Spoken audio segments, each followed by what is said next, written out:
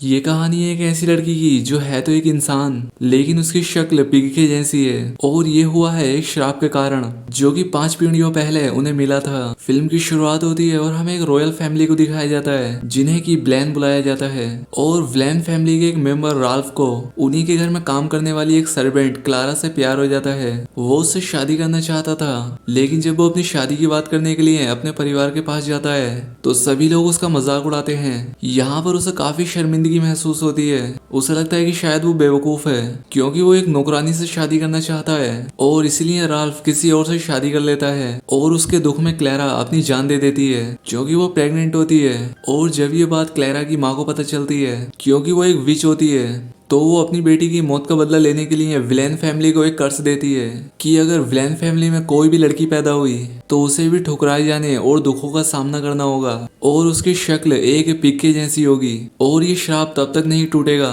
जब तक कोई उसे उसके इसी रूप में एक्सेप्ट न कर ले। अब इसके बाद समय बीतता जाता है और अगली 5 जनरेशन तक विलेन फैमिली में सिर्फ लड़के ही पैदा होते हैं लेकिन छठी जनरेशन में उनके घर एक लड़की पेनेलोपी का जन्म होता है। उसे देखकर उसकी माँ जोर से चिल्लाने लगती है क्योंकि श्राप ने अपना काम कर दिया था। उस बच्ची का चेहरा एक पिग के जैसा था। उसका हस्बैंड उसे समझाने की काफी कोशिश करता है लेकिन वो नहीं मानती। वो कहती है कि वो अपनी बेटी की सर्जरी कराएगी लेकिन डॉक्टर एक्सरे देखकर साफ मना कर देते हैं। वो कहते हैं कि इसमें पेनेलोपी की जान भी जा सकती है। दूसरी तरफ मीडिया में ये बात फैल जाती है कि विलेन फैमिली में एक ऐसी लड़की पैदा हुई है जिसकी शक्ल एक पिग के जैसी है और इसी न्यूज की वजह से इनके घर में एक रिपोर्टर घुस जाता है क्योंकि वो पेनेलोपी की फोटो लेना चाहता था। लेकिन यहाँ पर जेसिका उसे देख लेती है और उसके हाथ में कैमरा देखकर उसके ऊपर अटैक कर देती है जिससे कि उस रिपोर्टर की आंख फूट जाती है और इसलिए वो रिपोर्टर वहां से भाग जाता है। अब इस बात से जेसिका काफी डर जाती है और मीडिया को अपने घर से दूर रखने के लिए वो पेनेलोपी की फेक डेथ का नाटक करते हैं। अब इसके बाद पेनेलोपी को घर के अंदर रखा जाता है और वहीं पर वो अपनी एजुकेशन कंप्लीट करती है। यहाँ पर जेसिका पेनेलोपी का बहुत ध्यान रखती है ताकि उसकी शादी किसी अच्छे लड़के से हो सके। जब पेनेलोपी 18 साल की हो जाती है तब उसकी माँ एक मैरिज ब्रोकर को बुलाती है। वो पेनेलोपी के लिए रिश्ते लाने लगती है लेकिन हर लड़का पेनेलोपी का चेहरा देखकर वहां से भाग जाता था। इसके बाद 7 साल तक ऐसे ही चलता रहता है और जो भी लड़का उसे देखने आता वो भाग जाता था लेकिन जो लड़का भी उसे देखने के लिए आता था उसे जाते वक्त एक एग्रीमेंट पर साइन करना होता था जिसमें कि वो पेनेलोपी की मौजूदगी के बारे में किसी से भी जिक्र नहीं करेंगे। लेकिन एक बार उसे एक बिगड़ा हुआ लड़का देखने के लिए आता है जिसका नाम एडवर्ड होता है और वो भी पेनेलोपी को देखने के बाद यहाँ से भाग जाता है लेकिन वो एग्रीमेंट पर साइन नहीं करता। इसके बाद वो पुलिस स्टेशन जाता है और वहां जाकर कंप्लेंट करता है। वो कहता है कि विलन फैमिली में एक इंसानी पिग है और उसने मुझे खाने की कोशिश की लेकिन पुलिस को उसकी बातों पर विश्वास नहीं होता। वो उसे एक रात के लिए जेल में डाल देते हैं।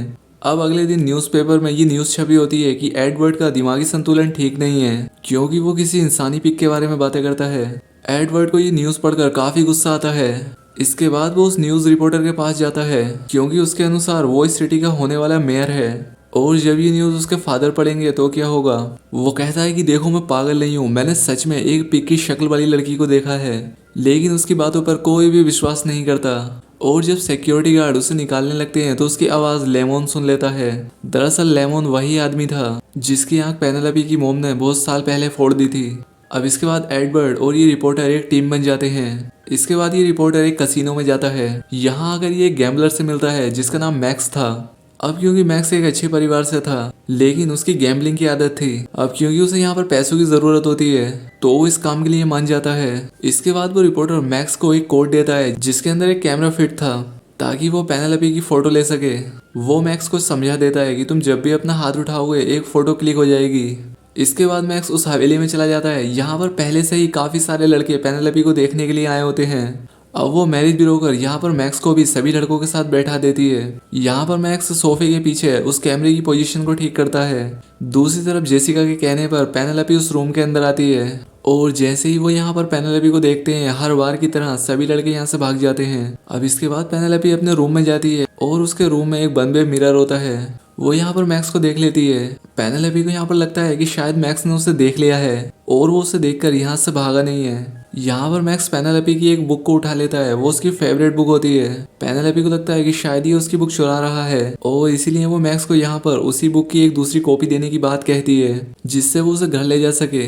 और वो मैक्स से उस शीशे के पीछे से ही बात कर रही होती है और कुछ देर बात करने के बाद वो यहाँ से चले जाने का नाटक करती है और मैक्स भी यहाँ से वो बुक ले जाने का नाटक करता है, लेकिन उसे अभी भी यकीन था कि पेनेलोपी अंदर से उसे अभी भी देख रही है। और होता भी कुछ ऐसा ही है, पेनेलोपी उसे वाकई देख रही होती है। और कल पेनेलोपी मैक्स को दोबारा आने के लिए इनवाइट करती है और ये देखकर जेसिका खुशी के मारे रोने लगती है, क्योंकि चलो कोई तो लड़का ऐसा मिला जो कि पेनेलोपी को देखकर भागा नहीं, बल्कि उसने उससे बात की। इसके बाद जब मैक्स बाहर आता है तो यहाँ पर एडवर्ड और वो रिपोर्टर उससे फोटो के लिए पूछते हैं। यहाँ पर मैक्स कहता है कि मैंने फोटो तो नहीं लिया, लेकिन उसने मुझे कल फिर से इनवाइट किया है। मैक्स अगले दिन फिर उसी हवेली में जाता है और फिर से पेनेलोपी उससे उसी मिरर के पीछे से बात करती है। वो यहाँ पर उसके लिए एक गाना गाता है और उसके साथ चेस भी खेलता है।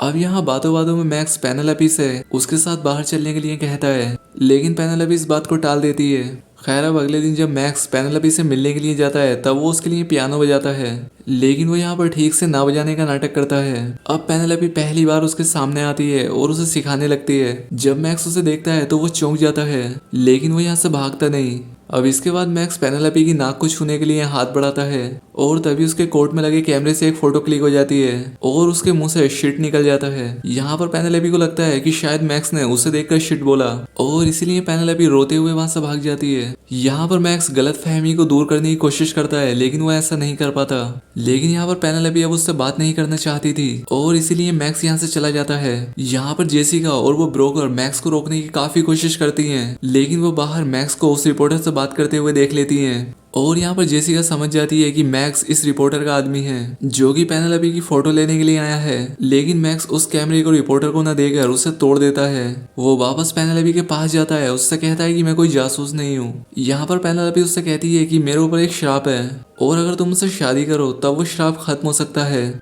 और फिर भी अगर ऐसा नहीं हुआ तो मैं अपनी जान खुद ले लूंगी। लेकिन यहाँ पर मैक्स पेनेलोपी से शादी करने के लिए मना कर देता है और अब पेनेलोपी काफी दुखी हो जाती है। और अब इसके बाद पेनेलोपी अपनी हवेली से बाहर निकल जाती है और ये दुनिया पेनेलोपी के लिए एकदम नई दुनिया होती है, क्योंकि आज से पहले की जिंदगी उसने अपनी हवेली के अंदर बिताई थी। यहाँ पर उसे कोई परेशानी नहीं होती क्योंकि उसने अपने मुंह पर मास्क पहन रखा होता है। दूसरी तरफ पेनेलोपी की माँ पेनेलोपी की जाने से काफी दुखी हो जाती है और तभी पेनेलोपी उन्हें फोन करती है। वो अपनी मोम से गुड बाय कहती है और इसके बाद वो एक होटल में जाती है। वो यहाँ पर एक रूम रेंट पर लेती है और अपनी माँ के क्रेडिट कार्ड का यूज करती है। और दूसरी तरफ मैक्स को भी पेनेलोपी के साथ बिताए पलों की याद आ रही थी। दूसरी तरफ रिपोर्टर को ये बात पता लग जाती है कि पेनेलोपी अपने घर से भाग गई है। इसके बाद वो एडवर्ड के साथ जाकर पेनेलोपी का एक स्केच बनवाता है ताकि वो कुछ इनाम के साथ उसे पेपर में छपा सके। लेकिन एडवर्ड पेनेलोपी के फेस से इतना डर गया होता है कि वो उसका काफी भयानक चेहरा बनवा देता है। अब पेनेलोपी भी अपना फोटो अखबार में देखती है। वो यहाँ पर डिसाइड करती है कि वो अपना फोटो खुद रिपोर्टर को देगी। वो रिपोर्टर को कॉल करती है और इनाम के बदले खुद का फोटो उसे देने के लिए कहती है। इसके बाद पेनेलोपी एक फोटो कैप्चर बूथ में जाकर खुद का एक फोटो खींचती है और वो उसे रिपोर्टर को दे देती है। अब यहाँ पर जब रिपोर्टर उसका फेस देखता है तो उसे काफी अफसोस होता है कि एडवर्ड ने जो स्केच बनवाया था वो काफी खराब था और पेनेलोपी सच में दिखने में इतनी खराब नहीं थी। अब इसके बाद जब मैक्स भी पेनेलोपी की इस फोटो को देखता है तो वो इंस्पायर होता है और वो अपने गैम्बलिंग के रास्ते को छोड़कर पियानो बजाने पर ध्यान देने लगता है। अब दूसरी तरफ पेनेलोपी एक बार में जाती है। वो यहाँ पर एक लड़की से मिलती है, इसका नाम एनी होता है। यहाँ पर बातों ही बातों में एनी पेनेलोपी से कहती है कि मेरे कान काफी अजीब हैं, लेकिन मैं उन्हें दिखाने से नहीं डरती क्योंकि मैं पेनेलोपी की तरह खुद को छिपाना नहीं चाहती, क्योंकि एनी ने भी पेनेलोपी की न्यूज अखबार में पढ़ी होती है। अब इसके बाद पेनेलोपी एनी की इस बात से खुश होकर उसके साथ पूरा शहर घूमती है। अब इन दोनों में काफी अच्छी दोस्ती हो जाती है। ये दोनों एक साथ काफी समय बिताती हैं, लेकिन रास्ते में जेसिका पेनेलोपी को ढूंढते हुए उसे मिल जाती है। लेकिन पेनेलोपी अपनी माँ से पीछे छुड़ाते हुए एक बार में पहुंच जाती है।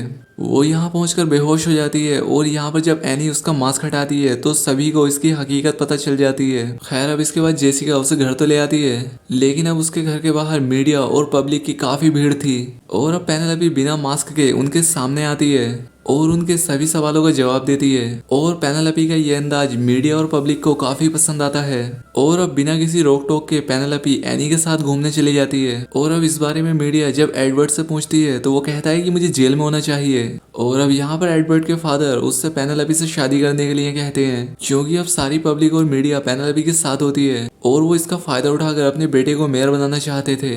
और अगर अब एडवर्ड पेनेलोपी से शादी कर लेगा तो सब कुछ ठीक हो सकता है। यहाँ पर एडवर्ड अपने फादर को मना करने की कोशिश तो करता है, लेकिन वो उनके दबाव में आकर शादी के लिए हाँ कर देता है। इसके बाद पेनेलोपी एक बार में जाती है, वहां पर उसे फिर से मैक्स मिलता है। यहाँ पर मैक्स उसे सच्चाई बताने की कोशिश करता है, लेकिन उससे पहले ही पेनेलोपी यहाँ से चली जाती है। अब इसके बाद एडवर्ड पेनेलोपी के रिश्ते के लिए उसके घर पहुंच जाता है। अब इससे जेसिका काफी खुश हो जाती है, लेकिन पेनेलोपी शादी के लिए मना कर देती है। लेकिन किसी तरह से जेसिका उसे शादी के लिए मना लेती है। और दूसरी तरफ रिपोर्टर को भी ये बात पता चल जाती है कि जो आदमी उसे बार में मिला था वो मैक्स नहीं था, बल्कि उसका नाम जोनी था। और अब वो रिपोर्टर पेनेलोपी की पार्टी में जाता है। वो यहाँ पर उसकी माँ को समझाने की कोशिश करता है कि एडवर्ड अच्छा इंसान नहीं है। दूसरी तरफ एडवर्ड और जोनी को दिखाया जाता है। वो उससे कहता है कि देखो, मैं फाइनली उससे शादी कर रहा हूँ, क्योंकि कोई भी उससे शादी नहीं करेगा, और अगर अब मैं उससे शादी नहीं करूंगा तो उसे बहुत दुख होगा और उसका श्राप भी नहीं टूटेगा। यहाँ पर जोनी आया तो एडवर्ड से शादी के लिए मना करने था, लेकिन जब वो ये बातें सुनता है तो वो वापस चला जाता है। इसके बाद वो रिपोर्टर जोनी से मिलने के लिए आता है, क्योंकि उसे भी इस बात का पता था कि जोनी पेनेलोपी को पसंद करता है। लेकिन यहाँ पर जोनी रिपोर्टर से कहता है कि मैं उससे शादी नहीं कर सकता, क्योंकि मैं ब्लू ब्लड नहीं हूँ, जिससे कि पेनेलोपी का श्राप टूटे, और वो मुझसे प्यार भी नहीं करती ना। अब इसके बाद जब वो रिपोर्टर पेनेलोपी की बेडिंग में जाता है, वो यहाँ पर जेसिका और ब्रोकर को जोनी के बारे में बताता है,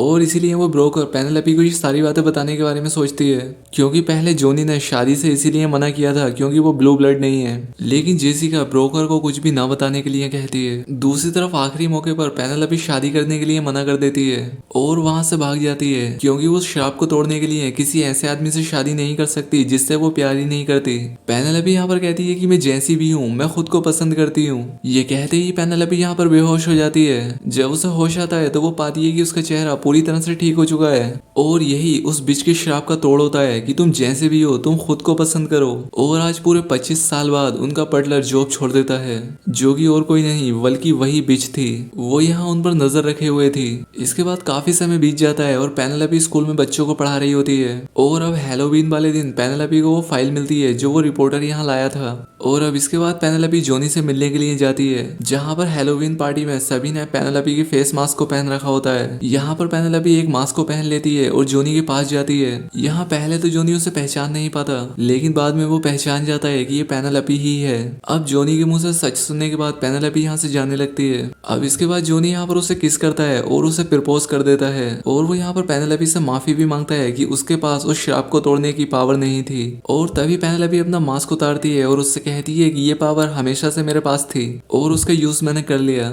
और इसके बाद वो अपनी स्टोरी बच्चों को सुना रही होती है, और इसी सीन के साथ ये मूवी यहाँ पर एंड हो जाती है। दोस्तों, वीडियो कैसी लगी कमेंट करके जरूर बताएं, साथ ही चैनल को सब्सक्राइब और वीडियो को लाइक जरूर करें। तो आज के लिए बस इतना ही, मिलते हैं हमारी नेक्स्ट वीडियो में।